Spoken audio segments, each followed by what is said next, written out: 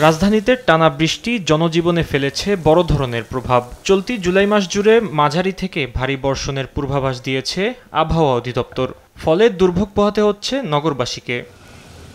বৃষ্টির কারণে রাজধানীর বিভিন্ন এলাকায় তৈরি হয়েছে জলাবদ্ধতা, রাস্তায় দেখা মেলে যানজটের। টানা বৃষ্টিতে দুর্ভোগে স্কুলগামী শিক্ষার্থী সহ শ্রমজীবী মানুষ। রাস্তায় বাসের সংকট ও অতিরিক্ত যাত্রী চাপের কারণে বিপাকে পড়েন নগরবাসী। উপযুক্ত যাত্রী ছাউনি নেই, আমাদের হয় কোনো দোকানের সামনে দাঁড়াইতে হচ্ছে কিংবা রাস্তার ফুটপাতে দাঁড়াইতে হচ্ছে, বৃষ্টিতে ভিজে যাওয়া লাগতেছে। বৃষ্টিতে ভিজলে তো ভাই পানিবাহিত রোগ, জ্বর, ঠান্ডা, সর্দি কাশি আছি।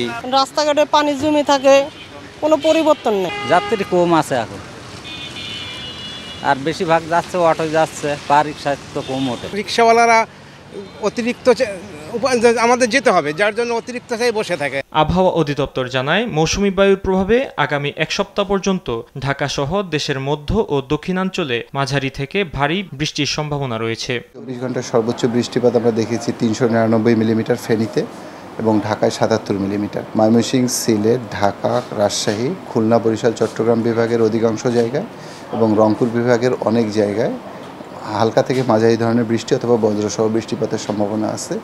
সেই সঙ্গে ঢাকা, খুলনা, বরিশাল এবং চট্টগ্রাম বিভাগের কোথাও কোথাও ভারী থেকে অতি ভারী বর্ষণের সম্ভাবনা আছে। গোটা মাসেই হয়তো বা কম বেশি বৃষ্টিপাত হবে, তবে সেটা হচ্ছে যে কখনো একটু বাড়বে, কখনো হয়তো বা কমে যাবে। এছাড়া উপকূলীয় সমুদ্র বন্দরগুলোকে 3 নম্বর ও অভ্যন্তরীণ নদী বন্দরগুলোকে 1 নম্বর সতর্ক সংকেত দেখাতে বলা হয়েছে।